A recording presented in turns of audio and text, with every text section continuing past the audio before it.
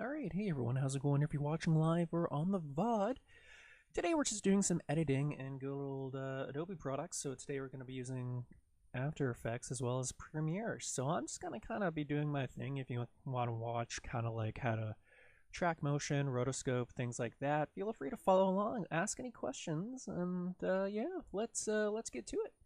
I will be pretty much talking to myself. So we're working on some stuff for a client today. So as you can tell, they're looking for the good old square Instagram, 1x1 format. So today, what we're doing now is that I just rotoscoped. Let's see if I have enough RAM here. I might not have enough because I am live streaming now. I'm not even going to show that, but it's basically a cool little project, showing some stuff off. We do have to stabilize the motion, but you know what? It's pretty good. So right now what we're doing is that we're working on this nice smooth drone shot. So this is what it looks like before.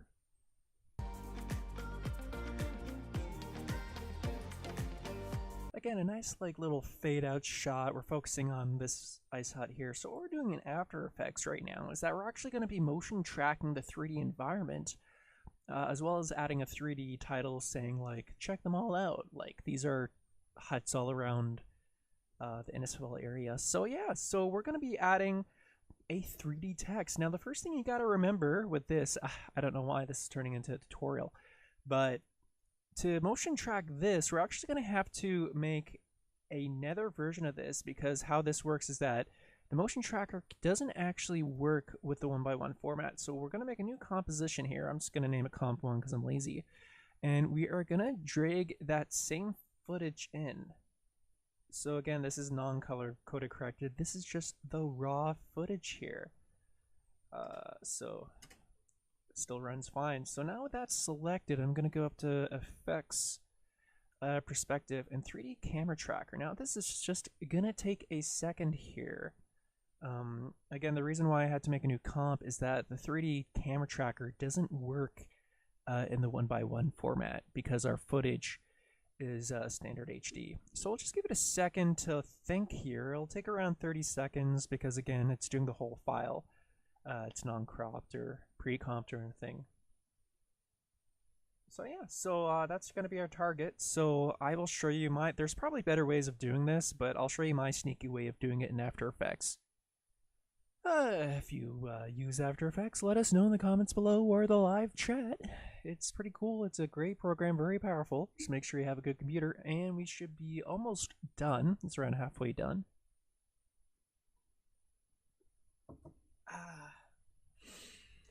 Yeah, so I don't use a lot of After Effects when doing my own content on YouTube because I spend a lot of time doing things for clients, so I don't really have time nor patience to do stuff for myself, which I should probably change that way of thinking.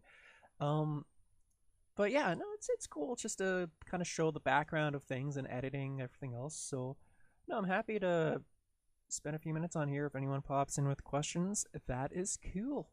I'm just hanging out here. So it's just finishing off right now.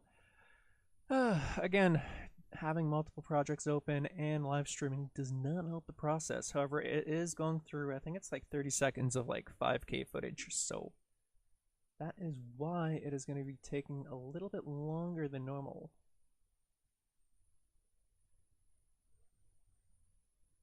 Rock on.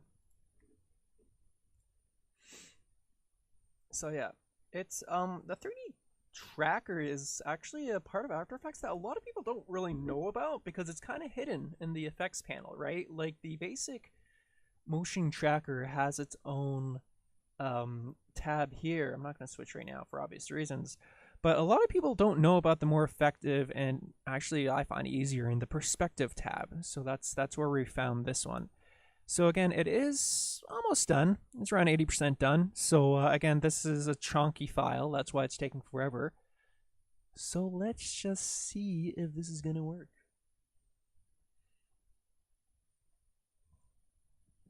Having some good old Tim Hortons fresh vanilla coffee, home brewed. Good old drip machine. We are at 94% now. There we go, 98. 99. The nice thing about if you actually do tutorial is that you can edit all this out, but yeah, What evs, as they say. Alright, perfect. So what we're doing is that we're actually going to make a 3D space out of this 2D image. Now, I know there's a lot of what is called plugins and stuff where you're actually using a 3D environment, but it's not as true as it once was. But After Effects is more like a 2D 3D space. It's kind of hard to explain. Like, you're not actually in a 2D editor. So our 3D camera tracker is finally solved. Come on, there you go. Oh, whoops. And this is where Henry got goofed because I have to nest this in another composition. All right, 1 second here. That was totally not wasted time at all.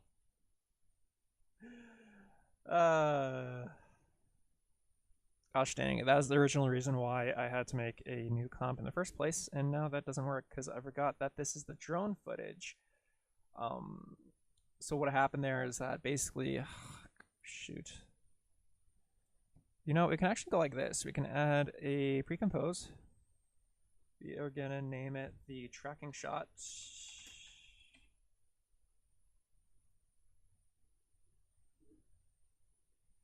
And there you go. That should work now. Okay, perfect. Yeah, so this is good. So in our new pre-composed tracking shot, what we can do is go back to layers, perspective, 3 camera tracker, and then it's just gonna do this, go back in the effects tab. Let's just give it a second to do its thing. And then we're gonna pretty much create a 3D space out of a 2D environment. It's really cool. We can probably close this old comp now, save some RAM. So yeah, so basically what's gonna happen is that we're gonna generate 3D points out of a 2D space. So it's kind of like your standard tracker, except that we're actually going to be making a dull 3D environment, which is pretty cool. I always find that pretty cool. But that's a nice thing about live streaming, is that you get to like walk yourself through like how you're doing things. So yeah, this is around a quarter done. It should work this time. I just forgot to pre-compose, which basically makes the issue what happened with that last comp is that since it's 5.7K footage, I believe, the composition didn't match the size of the actual like 5.7 because I was using 1920 by 1080. So what pre-composing does is that it kind of matches your composition to your file. So we're around halfway done pre-composing, or sorry, analyzing, and then we're gonna make a 3D camera, which once the 3D camera is made, it's pretty cool. Just gonna get some more coffee. Live streaming is nice in the sense that I also get to practice talking to myself every once in a while, which is always nice. Put on a raspy voice. Are my transatlantic accent, see? Alright, we're around 70% done. So yeah, so what we're gonna see here is we're gonna get a bunch of dots all throughout the composition. And what this composition is that we're gonna be able to use a 3D camera in it and basically make that text. I'm going way beyond the Call of Duty just for like an Instagram video, but you know what?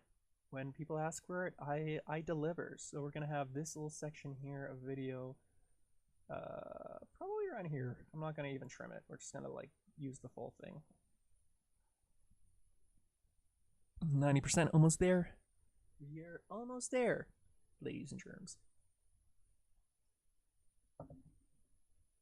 Another good sip of coffee.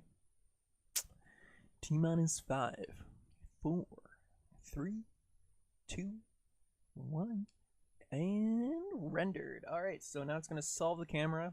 So unless if I done goofed again, this should be it.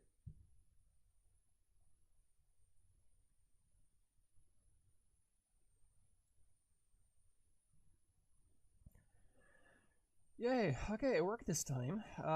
Let's make sure. Okay, perfect. So like I said before, we have a bunch of these dots now, but if I scroll here through the, hey, what is up, Ramos? Right now we're just doing some 3D tracking in good old After Effects. Pretty cool, eh? Alright, so as I mentioned before, because I'm also mentioning it to the people on the VOD, now we have our multiple tracking points here. So again, we're 3D tracking this one drone image right now. So then we can add some wonderful 3D tracking titles. So now that we have that tracked, what we're going to do is go over here to the 3D camera tracker, and we are going to create a new camera. And as you can see, it has popped up right here. So now we actually have a 3D environment to work in this 2D space, which is mind-blowing. Let's show you how it all works. All right, so our main hut that we're going to be using is this lovely hut right here. And we're going to start right around here. So let's get our text tool in. Just basic text tool, fine. And what do we want to say? Let's say,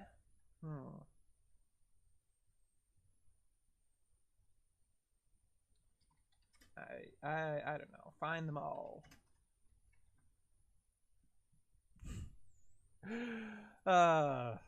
Okay, so yeah. So if you do it, it's still not going to move because it still is a 2D object. Yes, it is white on a white background. It sucks. But if we click motion blur and we click 3D object, since we have a wonderful 3D file, oh my gosh, well, you look at that. It is 3D text in a 2D space because we're using that wonderful I know we'll change where it is in a moment, but pretty much we made 3D space out of a 2D file. So now that text is just floating there, and you can probably tell how unique this is when using with other projects and stuff. So that's always kind of funny to look at. Yeah, okay. All right, so yeah, so let's we'll use that. Where do you want to start? I was thinking closer to the end here. Yeah, probably right here is fine.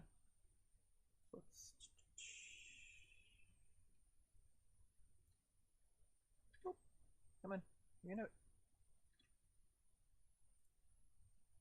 We gotta catch 'em all, Pokemon. Okay, good. Just wanted to make sure that was actually. What part was I using it again? Okay, so.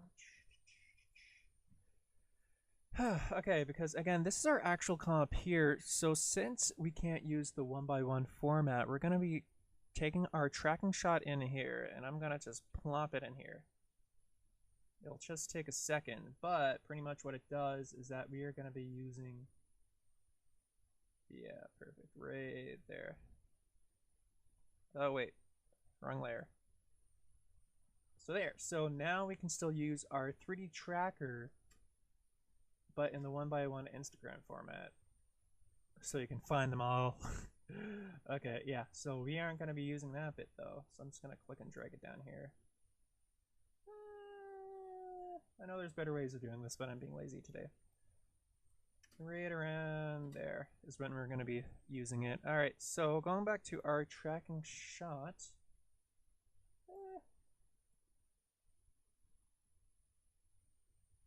This is where having a 3D experience can definitely help. There are ways to kind of do everything automatically, but I'm not going to do that today. And then I'm going to have to rotate it, and let's just change that to black text so I can actually see it. Cool. Let's go into rotation. We're using Z-axis for this one.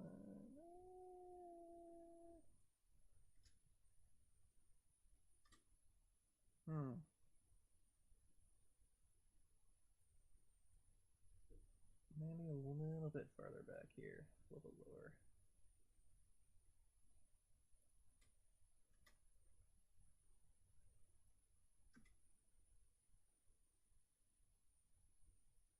Yeah, that looks a lot better. Until it hits there. How far are we using this in the Premiere project? Find them all. Does it even reach it? Yeah, it does. Because we could also put it on the ground. That's the thing, is that when you're doing projects like this, let's just see if it works. Yeah, okay, it will work. Because I'm going to be using a longer fade out here. See, that's the nice thing about dynamic link with Premiere. Right now I'm in After Effects, but the changes happen at the same time cross platforms. Yeah, okay, that's gonna be fine if we leave it like that. I just want to make sure. Make it a little bit larger so it's a little bit more legible.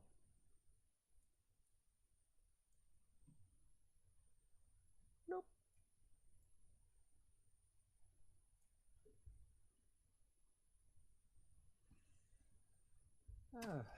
My computer's probably yelling at me right now saying, what the heck are you doing? You're using so much power. And let's just drop that good old save and save this guy.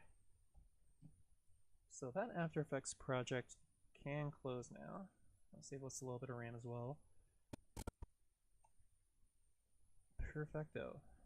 Alright. Let's go back into the editing tab.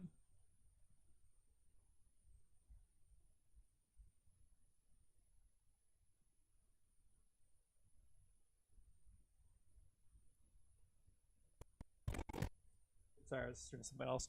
Alright, so yeah, so now that will be pretty much it for this sequence, because we already sub-nested that other sequence. So what we can do now, yeah, it's okay, it's just reloading everything, because I'm freaking my computer out, because I'm doing so much right now.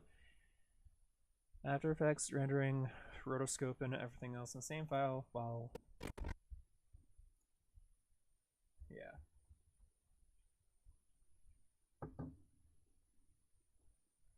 Alright, so now that we're back in Premiere, we can pretty much do our color correcting and motion stabilization.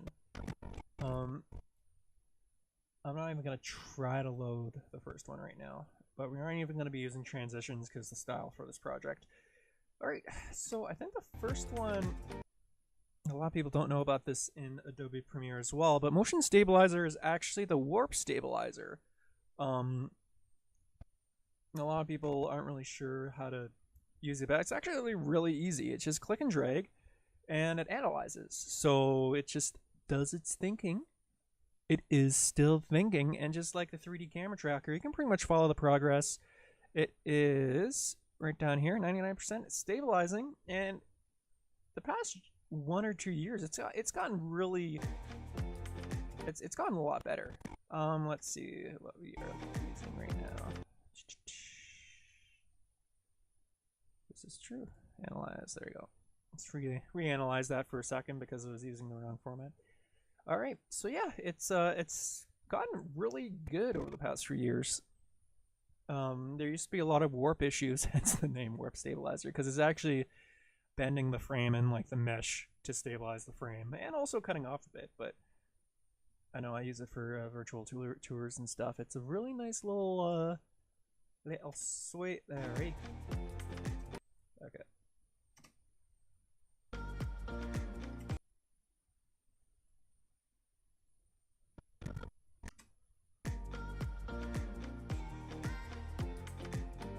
A lot of these still have their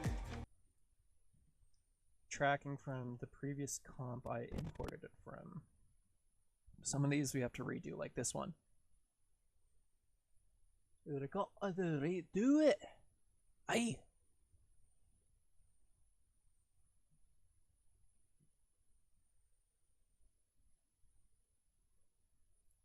Alright, so let's give that a second there, and that should be a little bit better. Yeah, okay, perfect. So you just saw the amount, it's stabilized. Like this is without it. One sec.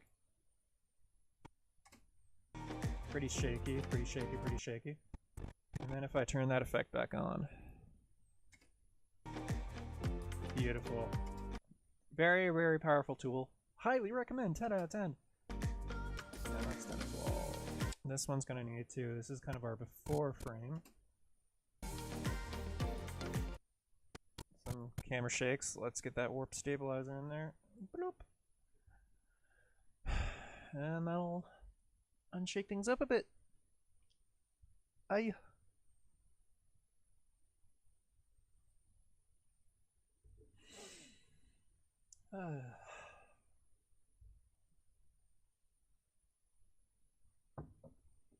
Oh, coffee, amazing invention. A lot smoother, as you can see. Even where it clips, it's nice to have a little bit of movement, I find, because it adds a little bit of like realism, and it's like watching Battlestar, right? Like, it's nice to have a little bit of camera shake. It adds, I feel, organic feel. So I don't like getting rid of all of it, but definitely smoothing helps. Like, you don't want things to be too shaky. Like that, I find too shaky because the Steadicam, the gimbal I was working with, is blowing in the wind. So let's just fix that one up. And we'll get to color coding, and then we are good to export. And I'll show you how to export a 1x1 format. Now, again, this is literally just for Instagram, so it's kind of funny the amount of effort I'm putting in for. I love it though. This, if you pay me to do a project, I will go beyond Call of Duty here.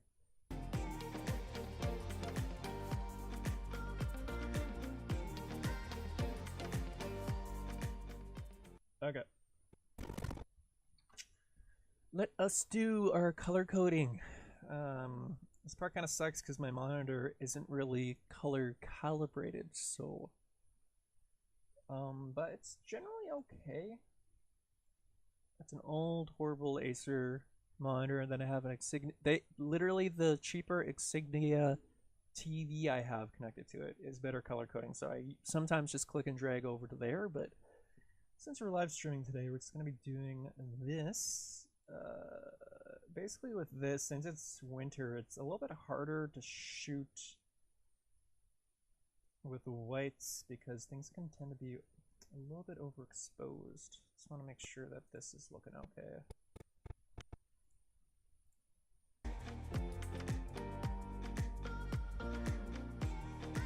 Okay, you are going to need your shadows up a little bit contrast. I'm actually going back here, that one's fine. Just need a little bit less blue because of the winter colors. Just want to add a little bit of here. You are a little bit overexposed, but believe it or not, we have to add a little bit of exposure. Take a little bit of that off, and I'll just see. It's a lot better. Let's add a little bit of vibrance as well. That. So, coming from you, again, really nice. I'm gonna add a little bit more here, boost up those shadows, contrast, highlight down a little bit, and vibrance back in. You were interesting light. I am going to need a little bit more vibrance here, so I'm just talking to myself. This is how I do things. A little bit of that, a little bit of this, a little bit more contrast, and we'll add a little bit of warmth to that.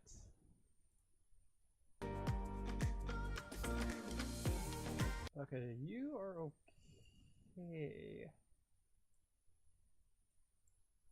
Bring your highlights down a little bit. I'm sorry, this is not really going to transition that well to YouTube, but basically just doing some color, because again, especially during winter, the whites can get messed up really hard. Okay. So for you, let's increase your exposure.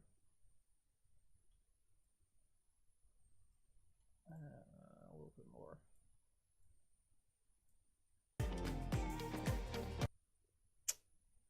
And for you, you're pretty much okay.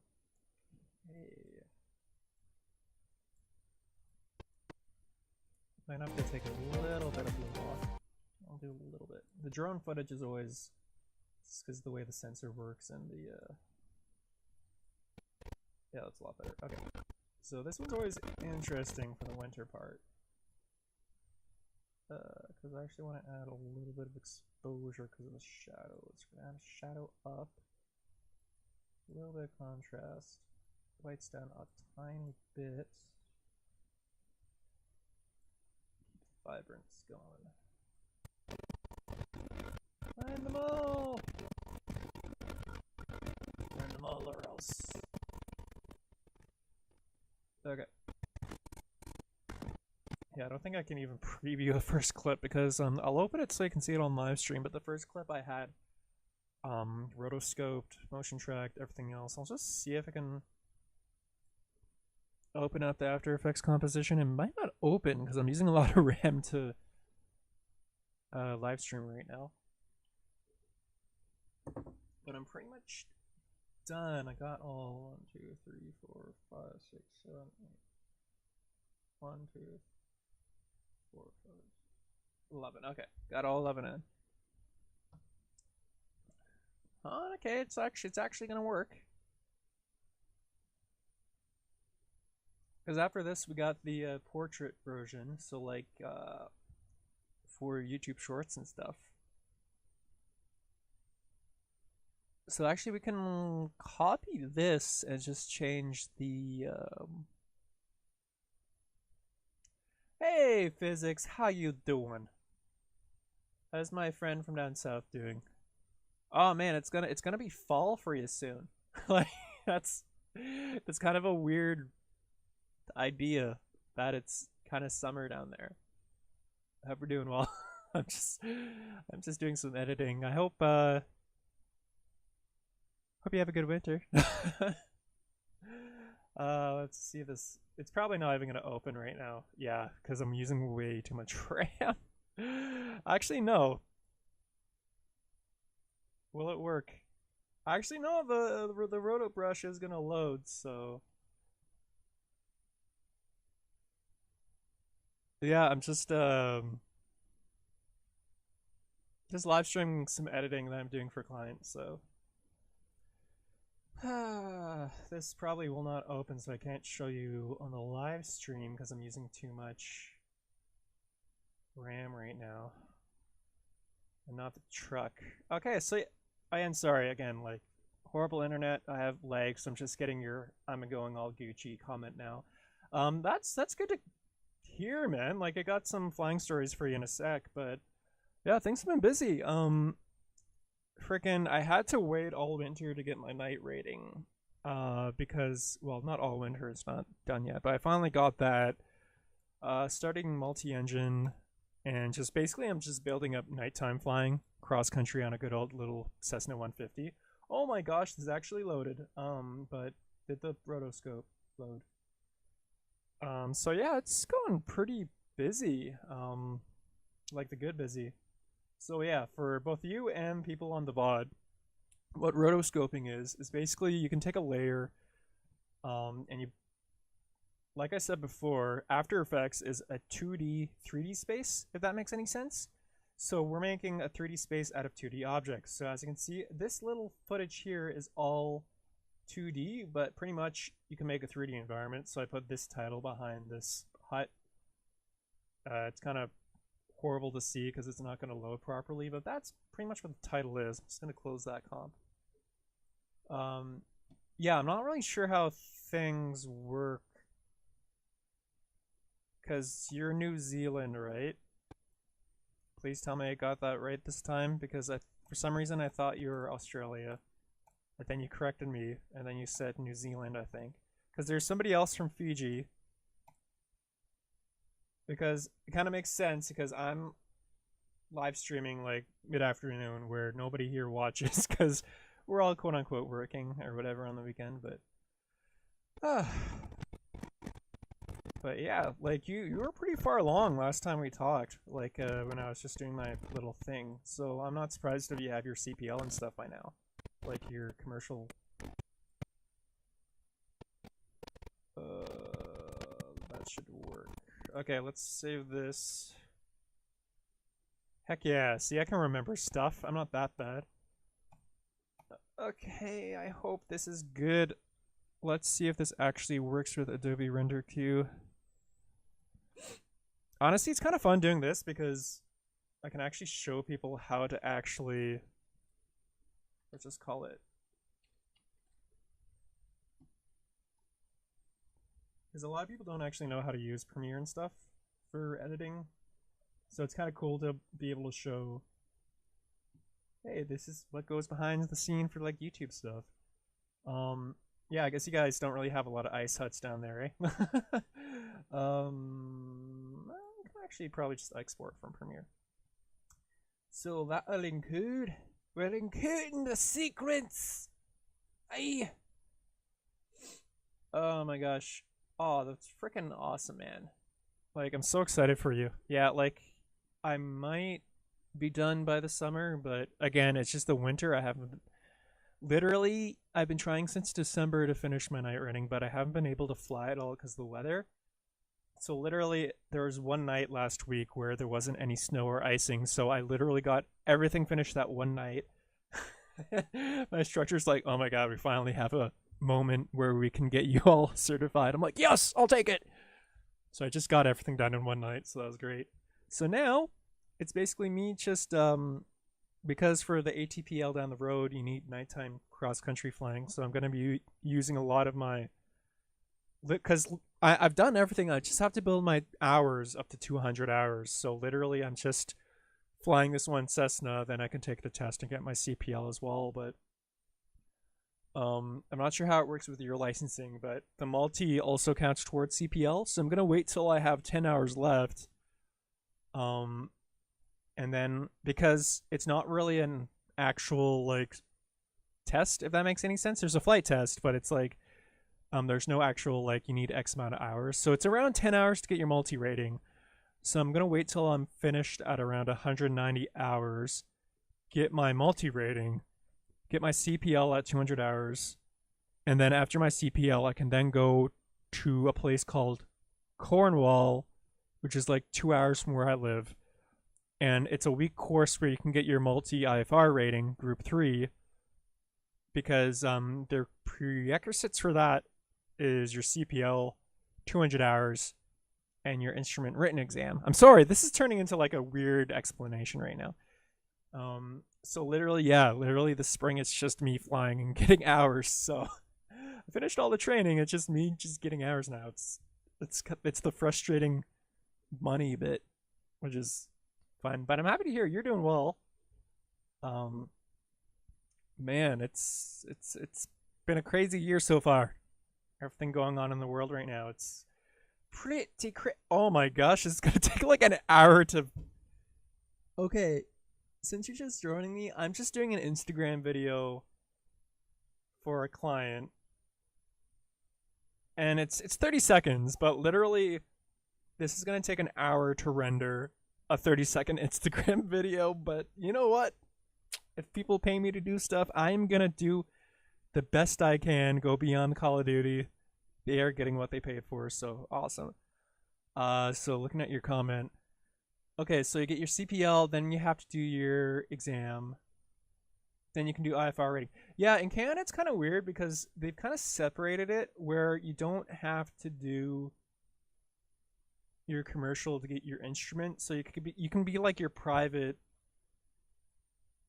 instrument, which you can just get. But if I did that now, I'd be spending like 20 hours paying for an instructor on a single engine. Yeah, I know, it's kind of funny, 30 seconds for an hour. Normally it doesn't take this long, but it's because I was doing like all this rotoscoping and stuff people don't do on phones. So it's just like, and I have like a honking computer too. But alas, it's because I'm live streaming and I have a lot of other stuff open right now. But yeah, so like in Canada anyways, there's like your different groups. So you can get your group 1 and 2, group 1 and 3. So you can get your single engine IFR and then your multi-engine IFR. But I'm actually skipping my single engine IFR because there's not really a lot of jobs for that right now. So to get your multi-engine IFR, no, wait, actually, shoot, sorry, I think the requirements are the same because part of the prerequisite is to have your CPL for your multi-engine IFR. So, sorry, It's probably the same where you're from, but to get your single engine IFR, you can get it with your PPL, your private license. But to get your multi-engine IFR, you need your commercial. So I think it's the same there. Sorry, I was just completely out of it. Okay, see, now it's only half an hour because it finished the first. See, look how fast it's going because it finished the rotoscoping bit. Now it's only going to take like 30 seconds. Oh my gosh, that's hilarious because it was working hard for the first 5% because the first 5% was just all After Effects. That's actually hilarious. Oh my gosh.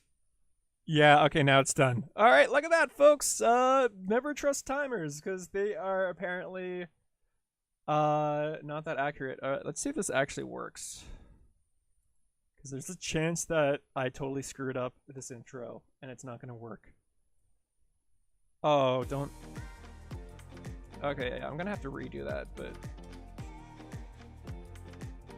I have to redo some of that, but that's basically what rotoscoping is that you make 2D out of 3D space. I have to redo this because it doesn't look that good. But yeah, so it's kind of like turning things. This is the part that took the longest, which is always funny. Computers are weird. Showing off some ice huts. Find them all.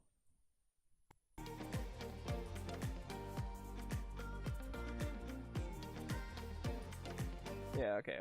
I'm gonna redo this one bit, but that's pretty much.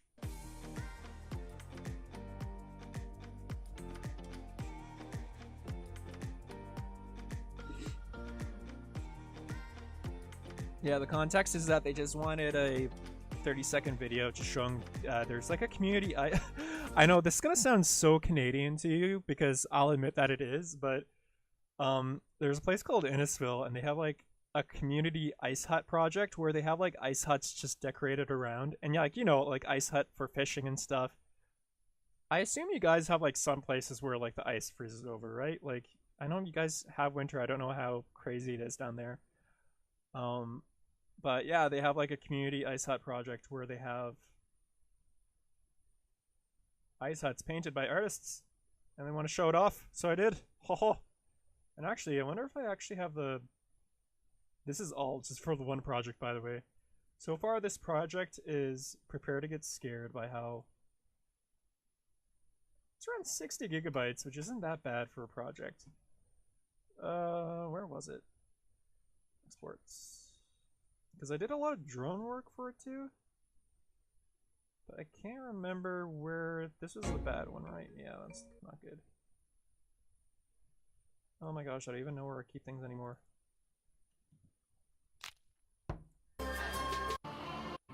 Because basically it's just doing like a little bit of like motion tracking and stuff. So like, again, like you can put titles in the ground like that and motion tracking and like the little pins. I like the pin part. I always surprise people when I use pins because they're like, oh, I didn't know you could do this. And like, yeah, this is why you get somebody who knows After Effects and can make like titles and stuff. Okay, anyways, yeah, this is how I pay for flying. I literally just combine my passion of flying and all this other fun stuff, which is great. So I'm gonna close this one for now, but we can actually use the same sequence. Come on, you can do it. If my computer doesn't blow up. So yeah, what aircraft? Oh my gosh, I swear I can speak English. What aircraft do you fly these days? Were you just using Cessna 172s down there? And if so, are you using the good old steam gauge, or are you guys using glass? Like, what are you flying these days? Like, I need some info here. Are you flying Pipers, or I'm very curious to see how my Kiwi and my Aussie friends and everyone else is doing. It's always kind of funny because like whenever I travel and I have like, you know, like making friends abroad, we always kind of call each other by our country names. So just like, oh, the New Zealander's always a Kiwi, Canadian's always a Canuck, American's always a Yank. Like it's always like those.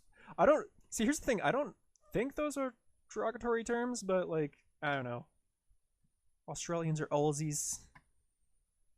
Like I have no issue being called a Canuck. Like I don't know if people are offended by that, but that's what I do. I'm gonna call this one story because this is for Instagram and YouTube story. Sorry. You know when you're a pilot when you automatically go to the all right, ladies and gentlemen, welcome to flight 22. It's a stereotype that is actually real. All right, what's I doing? Oh yeah, we're gonna go to sequence settings. We are gonna add a custom format. And prepare to have your mind blown. It is gonna be 1080 by 1920.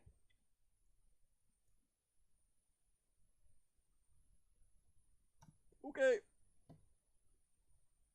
And there we go. Now it's good for phones and stuff. You just gotta change the scale and do other things. But yeah, this is how phone users can use it. Woo!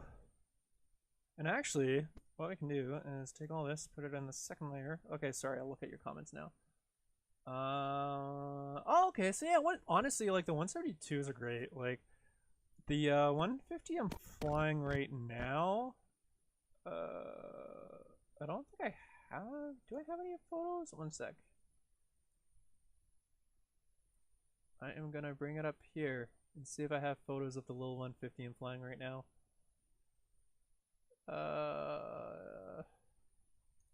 Oh, I have another thing to show you. One second.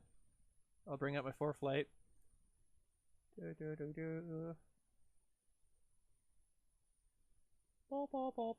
Okay, two things. Wait. Oh. Because I'm recording, it's got to make sure I don't show anything too quote-unquote special here. Alright,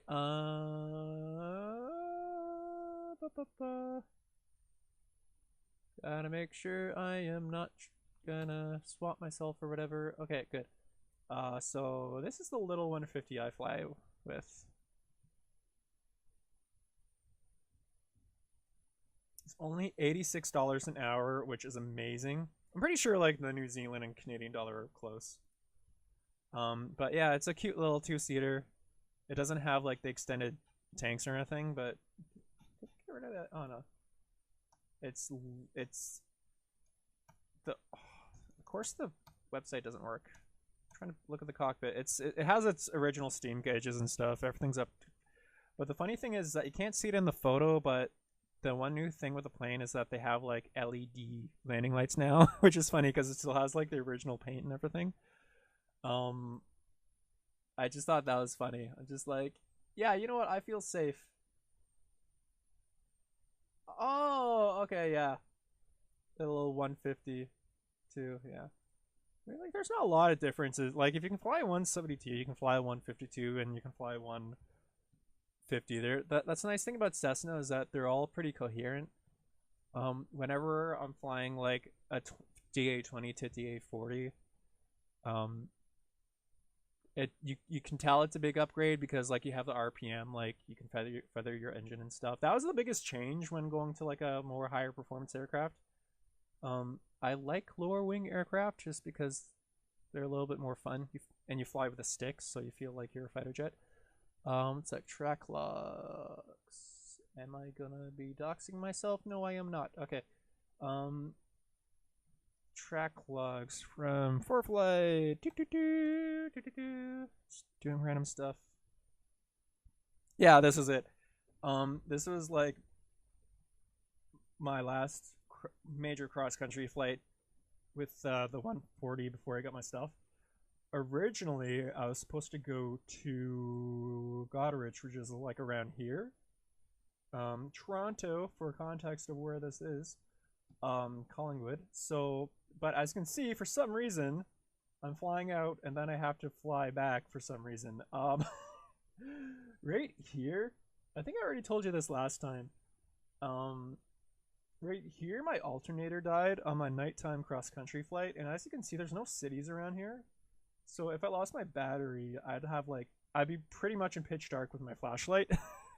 So literally from here on in, I was like restarting and everything else. And then eventually I just like turned back, as you can see here. That's a YouTube video I think I made. But yeah, that was kind of funny. Is that the one time the alternator died on a glass cockpit, so I would have lost everything because, like, again, you have your 3 backup instruments, but that's it. I lost it on my nighttime cross country flight, which was actually hilarious. Sponsor for that video. Hey, just kidding. Just want to see. I want to do a separate video for them, but I just want to see if I can actually kind of change this format, see if it's gonna work.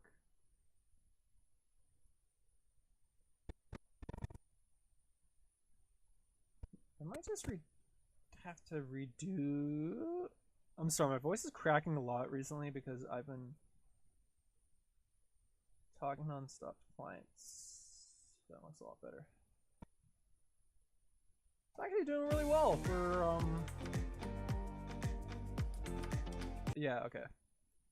So we will have to see, as an editor, I freaking hate phones because I really don't like this format. I know people are watching like YouTube shorts and stuff and this is the format they look at, but as an editor and a person who shoots photo and video, I despise it. Because it's like the only format that uses it is phones, and as you can see by shooting landscape, none of it, using professional equipment, none of it is gonna fit properly. Like, I'll give them a version of this, but I have to make a totally new version because this doesn't, none of them fits the frame. So it's like, darn you cell phones and your, so I know I'm a young guy, so I kind of grew up with phones and stuff, but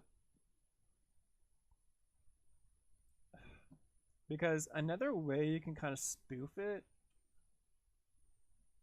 yeah, I know, right, is that technically you could use this format. And I'm sorry, I know this isn't like your field, this is kind of like what I do for my job or whatever, because I own my own company, so I am my own boss, which is cool. And yeah, go ahead, ask your question. It'll just take forever to, because of delay. What people generally do in the meantime, they do this, so you can add one under the layer, and in effects, where's my assembler at? And then what people do is that they blur the background. You've probably seen this on some YouTube videos or Instagram videos, so it kind of looks like this. Actually, I'll probably just do this for all the clips, because this looks a lot, yeah, that looks a lot more professional than zooming in and not knowing what the heck I'm doing. Alright, alas, let us undo all those changes I literally just made.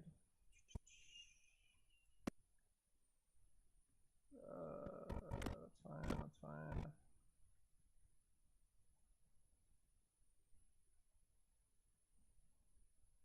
Oh yeah, steep, okay. Yeah, steep and max rate turns, yeah. So, honestly, and this, I don't know if you're gonna say this or not, but I found steep turns and stuff to be the hardest because steep and, like, you know, max rate turns for aircraft, especially like I find with lower wing, because they can like slip into it. Honestly, I find like steep turns to be the hardest because you have to learn to coordinate with your rudder, right? So honestly, I found, especially, okay, this is off topic, but with gliders, they're especially hard because you don't have an engine pulling you. So you have to really balance with the rudder, then centrifugal and centrifugal force, right? So actually, I wonder, one second, I was just thinking, is there a way to open Flight Sim without crashing my computer right now? I don't think I would dox myself by opening Steam. Come on. Looks like I have a lot of games, but I got a lot of these in humble bundles, so don't say I have a lot. Okay, I do have a lot of stuff.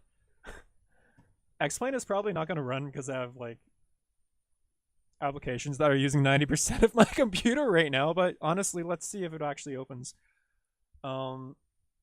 See, this is a nice thing about having a small video photography business is that your computer. No, it's okay. I'll try it right now because like my computer is a tax write-off, right? Because I need a powerful computer to edit video, which also means I can also do some cool stuff with After Effects.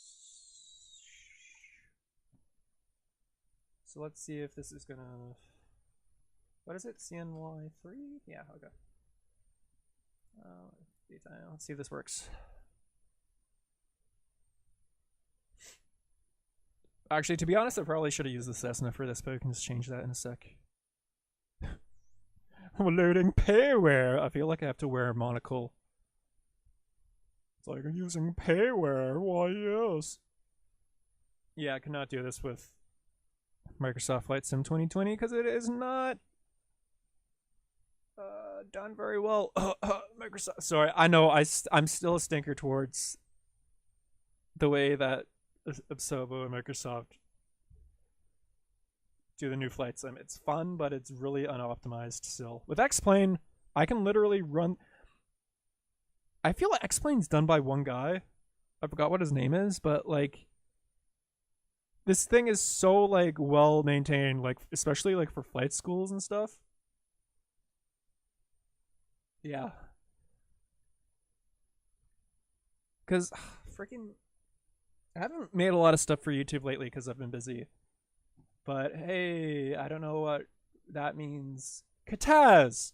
What is up? Are you real? Or are you a bot? Let's find out.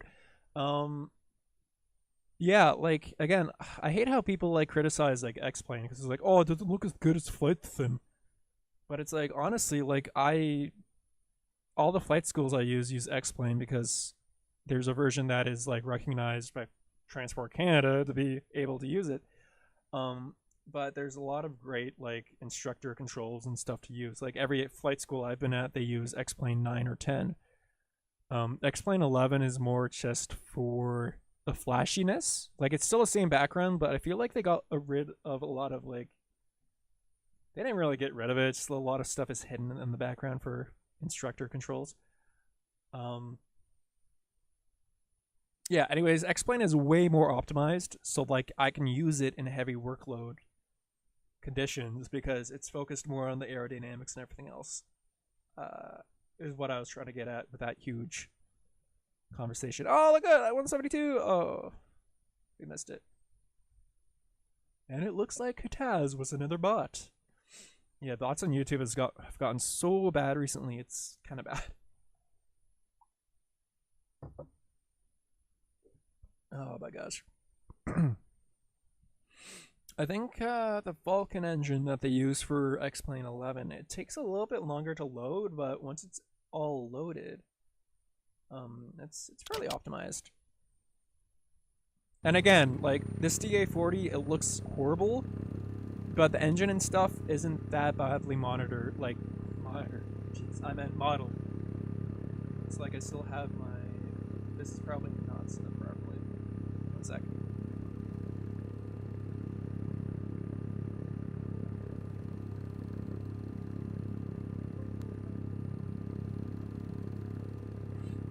Okay, that should work now. Okay, cool. Okay, what are we doing? Steep turns. Alright. See, I have Adobe Premiere open with a giant project right now, and I can still do this. This is great. You cannot do this with Flight Sim. Like, just saying, people. Okay. So, let us do getting like an awesome person. And this is actually where I fly in real life. This is Collingwood. You can see Blue Mountain, like the mountains in the distance here. Okay, is that double? I was like, why am I taking so long? Alright, so let's just get this bad boy up really quickly. Again, does it look great right now? No, it looks horrible, but you know what? I'm just using it for like little flight training stuff. So you know what? It does what I need it to do. The other night it was kind of funny because I was flying and we had like a 20 knot headwind, but it was right down the runway that I'm flying out of right now. he's stalling. Yeah, okay. But it was great because you pretty much had to land the plane, this aircraft at 40 like a fighter jet, because like you have so much wind, your airplane doesn't want to like land, so you had to like almost force it down, which is kind of funny. Okay, now there was a trick my instructor showed me about, again, I'm not a CFI, all that legal mumbo jumbo, and I know you know that, I'm just saying for the people on the VOD, but there's actually a really easy way to get in and out of a steep turn, but I only think it works with the 40, because I forget where the trim wheel is for the 172. If it's accessible like the 40, and I'll show you how to do it, then it can work actually really well. 1 second. Okay, so here we go. Oh jeez, I'm like, why am I falling down? It's because my trim. Let me trim 1 second. I've not used this in a while. Whining. Okay, there you go. That's good enough. All right, so with the 40, the trim wheel is right here between the. No, I'm talking about the elevator trim. Because believe it or not, for steep turns, elevators, the big thing is the elevator and the rudder. But the biggest thing I forget is the elevator. I'll show you what I mean. So as you can see, the elevator trim, so up and down, is right here on the 40. It's between the pilots, all right? So whenever we go into like a steep turn, so like, 60 degrees or whatever, gosh, this trim doesn't work. Well, my instructors found out about the 40 is that if you do one rotation of the trim, it keeps your back pressure and you can let go in a steep turn. So for example, let's say if I'm at cruise right now and I go into a steep turn, so like let's go all the way down here. After 30 you add your little bit of power, you get there, and then you add your or I think it's your one backstroke, because right now if you look at my altitude,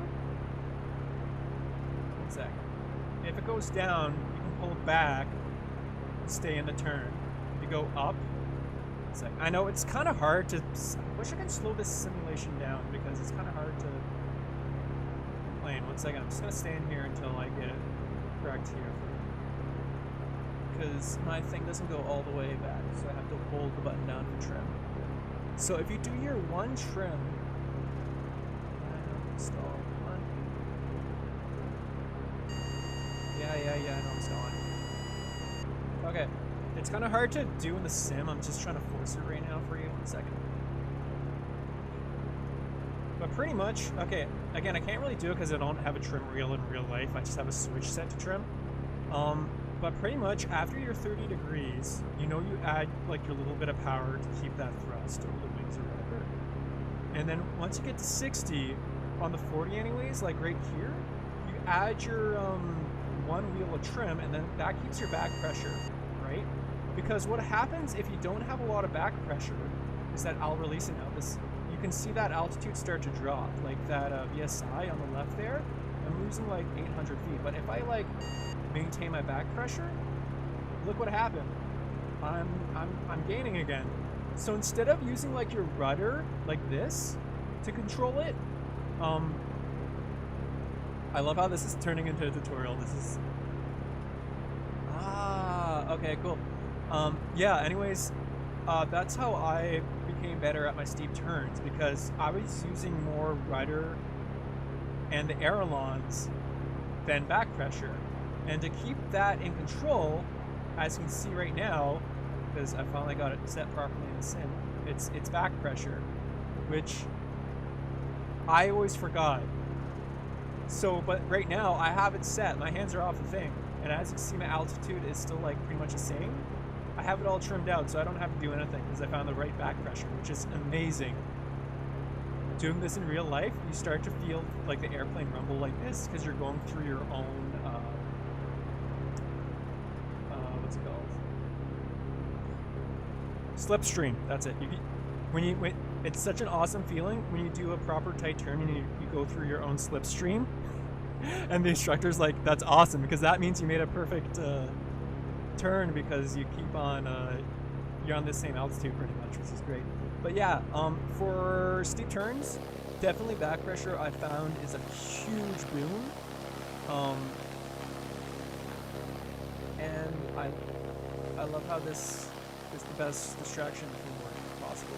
And I love how this is technically my workplace right now. Yeah, like obviously I double check with your instructor, but like yeah, like back pressure and like trim. And then to get out of it, you just do the opposite. You just do like your one trim forward or whatever you used. So like, let's see if I can do it with a Cessna. I haven't. It's been years since I've flown a 172. Phonic boom. All right, gotta get my coffee in here.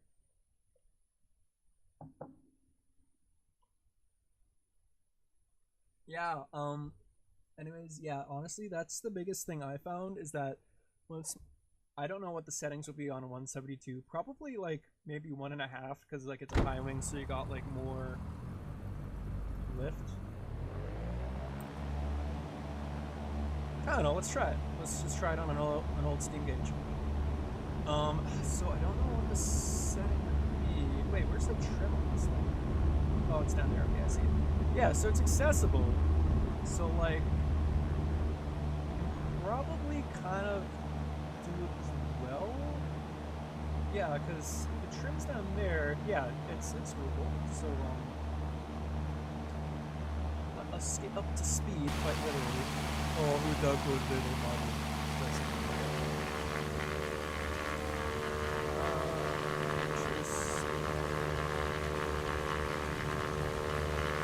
Okay, I swear I won't get back to work. I just want to see if this would actually kind of work. What's your best rate for a 172 again? Like, I always thought it was like 175-ish.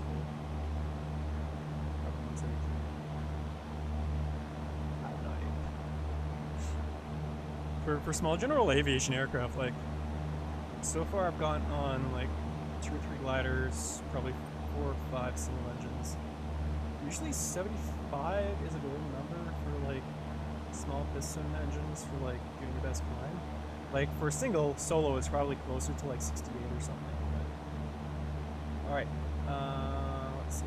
So let's get us trimmed out here. Maybe 100 RPM is good. So.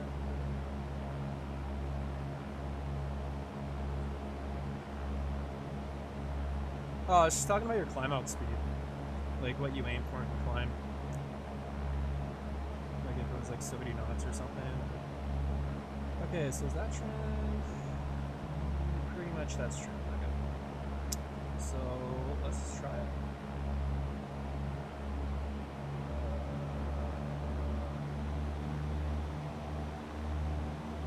Okay. Oh man, it's so weird. I know, like it's just a set. Okay, let's have a bit more back pressure on this. It feels like it needs a little bit more, so maybe like 2? Because yeah, it's still losing a little bit of altitude. Let me just go a little bit more here. Okay, cool. Yeah, it's gonna go a little bit less. Yeah, it looks like maybe around 2. Because this is 2 right here. I'm looking at the VSI, that's pretty steady. Airspeed steady. It's just over 2. You spin me right round this way. Okay, sorry. And then on yeah, so it looks like it can work. Like, sorry, love. I'm running this with After Effects and all this other stuff in the background.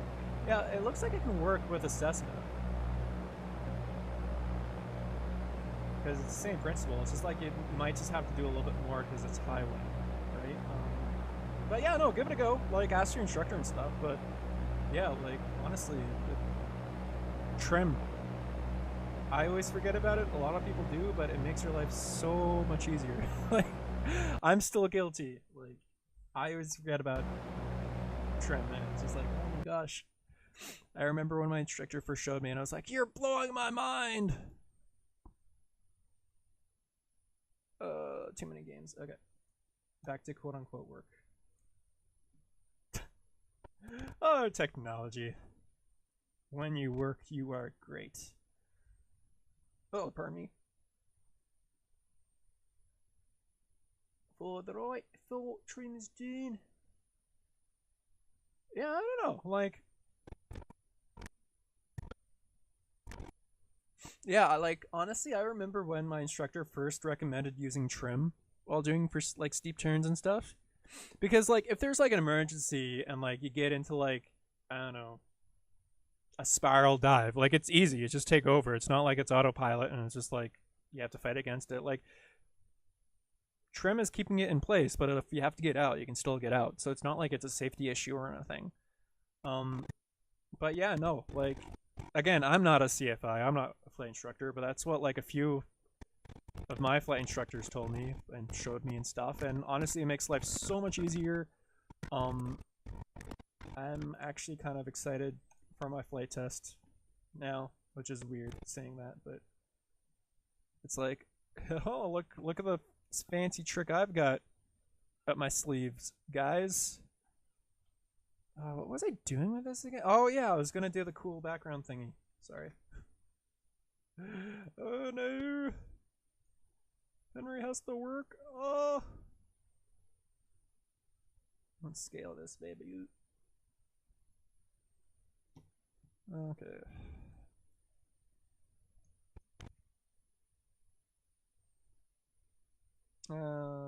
Control Z. Okay. Where did my blur go? Oh, there it is. Let's blur this sucker out, folks. I'm gonna fix the sucker. We're gonna fix it. Yeah, that looks more. That looks better.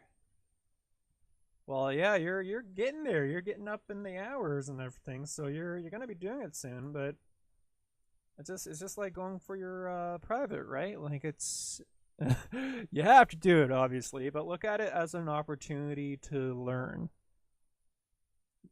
Like, what's the worst that can happen? You fail? Hey, whatever. You can try again, even if it's gonna cost money. Like, it's a learning experience, right? And like, if you're gonna make any mistakes, it's better to make it now than down the road. I don't know. I think they're gonna be awesome because you're asking all. If you ever seen the movie I, Robot, it's like the one guy. It's just like, now that is the right question. Supersize, Gasson blur it up. Instead of like a slider scale, they should have like amount of drinks scale. So blurriness, it's like 1 drink, 2 drink, 10 drink. No, just kidding. Let's just see if this is working. Okay, cool. Yeah, it's working. I feel like Anakin Skywalker now. It's working. It's working. We're gonna scale this baby up. Look at that, folks. We've got a giant house now in the background. We are going to add a few little blurs to this sucker, and it is looking a lot better. I've seen Replica. Oh, boy. Bloop. Hello, and welcome to the first international... what am I doing? Oh, yeah. No, this place is hot. Red Hot Chili Peppers. We're gonna blur it up. Okay, that looks weird, but that's okay. That is what I say. Hanging out with my internet friends. Editing videos that aren't for this channel, but still going on social media eventually. Yeah. That's a sexy looking ice hut, sorry. Sounds so Canadian. Look at that. Wouldn't you like that ice hut? Yes, you would. Sorry. Freaking love voice acting. I'd love to be a voice actor. My voice just has to not crack. What was I doing? Oh my god. We're almost there. See, I could have turned this into a script, but I'm not that good with almost there. This store can be yours if you can find it. I'm gonna scale up my life.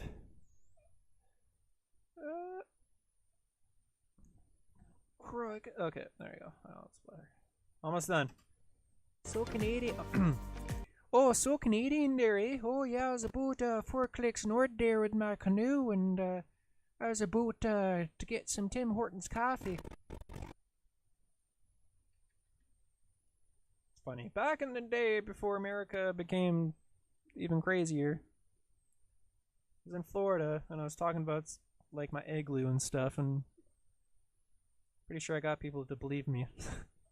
Ride my polar bear to school. Just kidding. Oh boy. What are we gonna do for the 2 end bits here? What are we gonna do? Because they are this one can be scaled up easily. Because it's a chunky. It's a chungus one. Right? Yeah, this should be okay. Ah, screw it. We'll add that. Okay. We will add the chungus one in the background. We will blur them out. And where's my effects? Gosh, dingish. There we go. Scale this guy up. And gonna add my blur.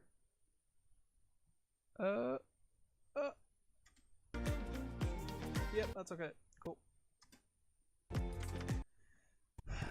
Now what are we gonna do for you, sir? What the? Oh, okay. It's because I recached everything. I was like, why are you running so smooth? And it's because it's been recached. That's a lot better.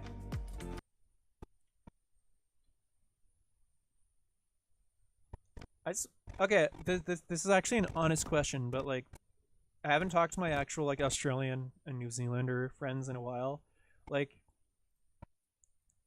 I feel like there are certain subtle differences between like the two in regards to like accents, because it's just like, I know like if you think of an Australian accent, it could be like, oh crikey, let's get some takeaway and things like that, but it's just like, are there like major significant like differences between the two? Like, I know there's probably like some cultural differences, like,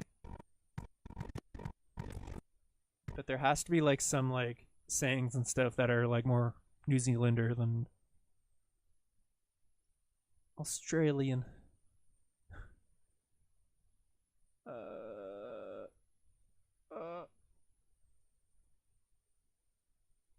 Okay.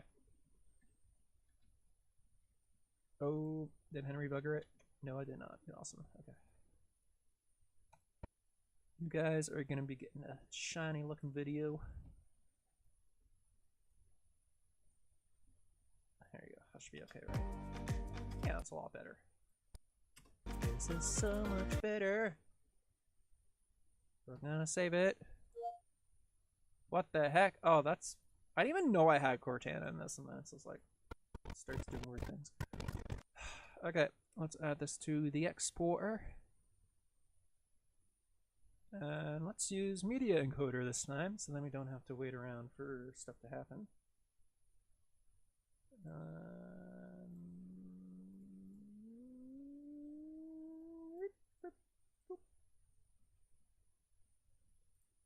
Let's cue it up, quite literally.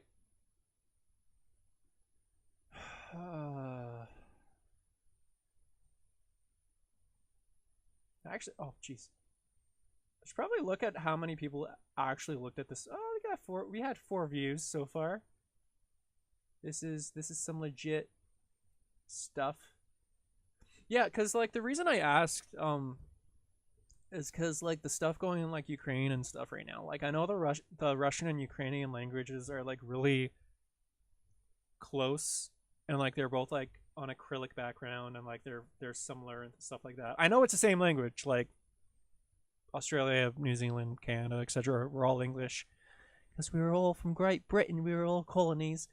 But like, it's weird to think, because it's like you're watching TV and Ukrainian and Russian pretty much sound the same, but they're two different languages. So it's just like it's so hard to find like an English equivalent because like you can think of accents, but it's the same language. But it's like the closest to English I would think is German, but it's not really as close as like Ukrainian is to, because it's the same like Latin roots or whatever. Because like when I was learning German, it's the same kind of like sentence structure as English. So like, ich bin eine Pilotin der Flugzeug. It's like I fly a plane, but it's just like I don't know. French is weirder, and like they change the verbs and nouns around, and it's like if you know what I'm saying, it's just it's weird to think that in other languages as well, there's words describing things that there's no word for in English too, like certain sensations and stuff. Like German has it, Spanish has it. It's okay. Sorry, this is getting so meta. I'm just loving. I just think languages are cool. Cool. So, for all of those people not watching, this is mein project. Okay. Just for the VOD, Adobe Media Encoder, great thing to have for all you Adobe nuts out there. Shoot, why did I do that? Pretty much you can encode things without having to encode in Premiere or whatever, so it's nice. So now I can still work on projects while this is working on my export in the background. I think this one's pretty much done. Let's get some RAM back, folks. And I don't mean no truck. See, it's already done.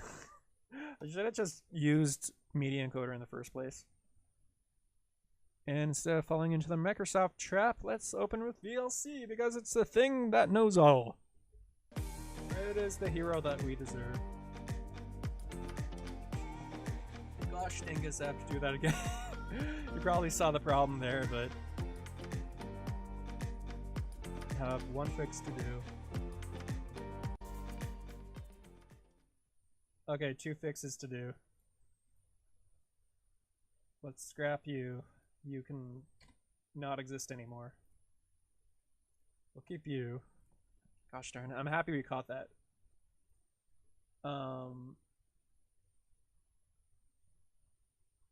Sprechen Sie Französisch? Why can't I say anything today? Oh my gosh, I can't speak Französisch.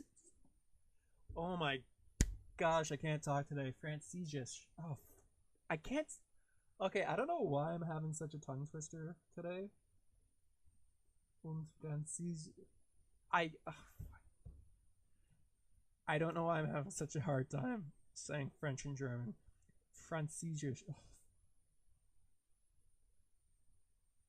Gosh darn it. Okay, 1 second. I'm having a hard time. Henry's having a moment. I can't. Google Translate. Französisch. It's the last part that's getting me. I don't. You know those times where you forget to talk. This is happening to me right now, and it's really freaking to German. Französisch. That's what it sounds like, but it's not the ish. It's French to oh my gosh, I'm sorry, this is bugging me now. Where and I can't even oh duh, there it is. Französisch. Yeah, it's French. That's what it is. Französisch. Französisch. Französisch. Oh my gosh, I still can't say it. Why can't I say anything right now? It's the ooh. Französisch. Französisch. It's the j. Whenever I speak German, I have like a hard SCH is because it's so non-English. I'm sorry, this is turning into like a language now. Although I'm curious, what is the English or German? Sorry, what is a German word for wunderbar?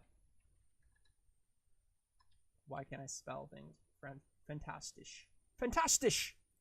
Fantastisch. Yeah, see, I can say that properly. Wunderbar is wonderful, right? Wunderbar? Yeah, wunderbar. Wunderbar. Wunderbar! Woo! What's in? I'm sorry, this is just turning into a gong show. It's great. I love it. Um, okay, sorry, this is so off topic, but German is like such a fun language in the sense that when you're talking about like for a plane, for example, it's a Flugzeug, which literally translates to flying thing.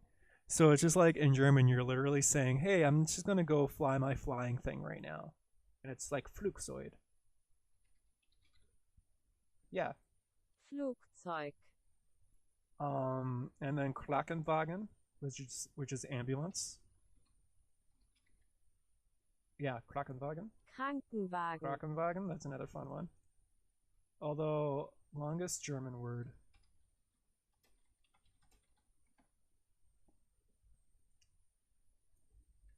Kraftfahrzeug, Haftpflichtversicherung. Motor vehicle liability.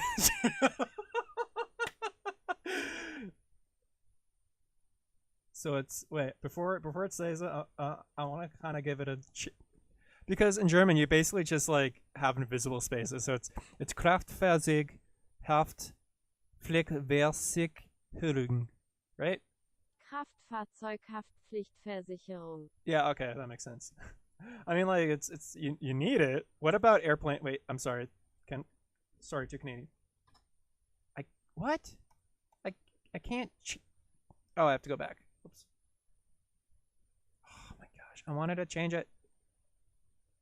Okay, we are gonna say for this video, airplane, vehicle, liability insurance. That has to be a thing, right? Yeah. Flugzeughaft, Flickleck, Flugzeughaftpflichtversicherung, Okay, yeah, okay, cool. So that's anyways. Sorry, this is turning into a really weird moment. Yeah, we just need the top layer done. Let's move you on the axis.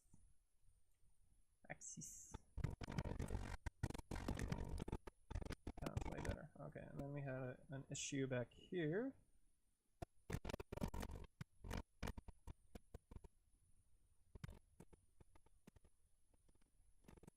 Oh no. Oh, okay, no, that was fine. That was just the way that it exported. All right. Yeah, since I'm Canadian, like French is more ingrained in me because like they teach you throughout school. Do they have like any? Because like I know like in New Zealand they only like the main language is English, but they also have like Aboriginal tribes there, right? So like, do you guys get to like learn about that in school? Like, are there any like second languages in New Zealand, or is it like just kind of like English? Because like you guys have like Hakka and stuff, right? Which is kind of badass. Um, I'm just curious because like in Canada, like obviously we have French and English, and we have like a lot of Aboriginal languages. But like, is there like a second language in New Zealand? I know I can Google it, but I feel you're more reliable than Google. What's it doing? We have to add this to Encoder. Okay, let's try this second time. Stop. Yes, please. Let's render at max depth, please. Constant bit rate. Crank it up. Cue it up. Let's do it! My computer's like, please don't. Too bad. Let's do it. Let's encode this. Put you back in the background. This can close and you can save. I'm pretty sure that's saved. Okay, that's loading. Yeah, because like I know you guys do like the I forget what it's called, like the Hucker or New Zealand Hakka, yeah. Right? That face. Which I absolutely Maori. Oh yeah, okay, yeah, because like I know it's like the ceremonial dance and everything, and the New Zealand.com. Oh, you guys have your own website. 100% pure New Zealand. The Hakka.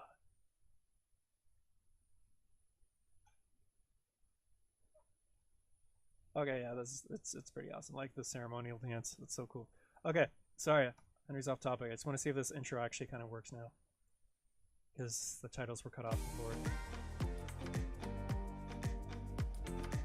Okay, that's way better. Okay. Gonna put you over here, and that's one down. I think I'm gonna do 2 more.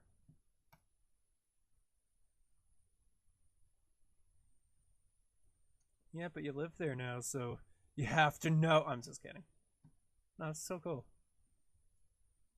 What was I gonna do? There's something really important that I had to do, but now I'm forgetting what to do. Gosh darn it, I hate when that happens.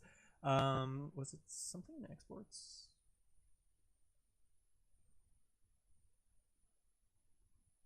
Okay.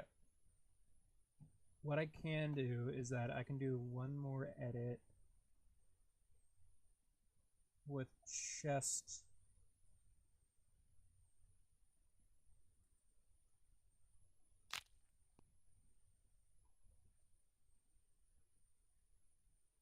I might just do one more just with like the drone stuff actually.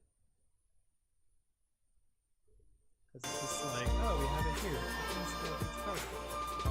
This is like a 30-second video showing all those locations. I'm an old fart. The pressure is how old do you think I am? No, I'm 27, turning 28. I'm an old fart.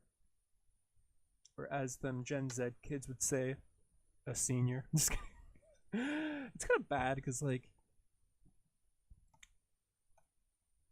it's like millennial, right? So it's just like growing up, just like, oh, so used to being the generation that making all the memes and stuff, but then it's just like you see like Gen Z and Generation Alpha and stuff, and they're making memes and stuff now. It's just like I feel proud of these new generations because they're able to make memes that are good and aren't trash. Good job, guys. Aerial good. These HTV. Let's make it. Let's do it. Last video for the night, folks. Last video. This will take like 10 minutes. I'm going pro time. Let's go. Sequence, new sequence. I should probably just use shortcuts, but it's okay. We'll call it main sequence. Henry's rushing. I'm rushing. Oh, you know what? I should probably just... Where's my square one? There, this guy. Let's open this guy, because it will make it so much faster. We are going to make a... Come on. New sequence in this project. And we'll call it... Drain! Yeah, if I ever shared my Premiere projects with people, they would not know what the heck is going on. Because I... Actually, you know what? Let's just open...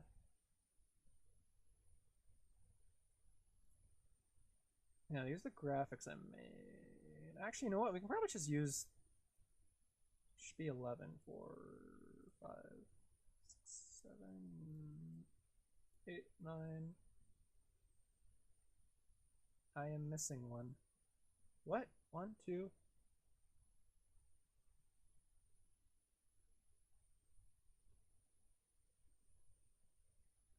He was 25. Oh, okay. Gotcha.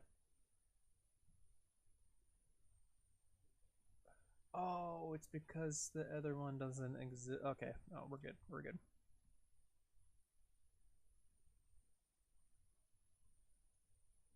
It should be main. Comp 1. Then I know I have the worst naming conventions. But trust me, it works. Ice. Comp. Oh, cool. Thank you so much. I feel so fancy already. I think it's that one. Oh my gosh, I'm starting to guess now because I didn't name all these, so I'm just like, oh gosh. Let's see if any of these actually Let's keep it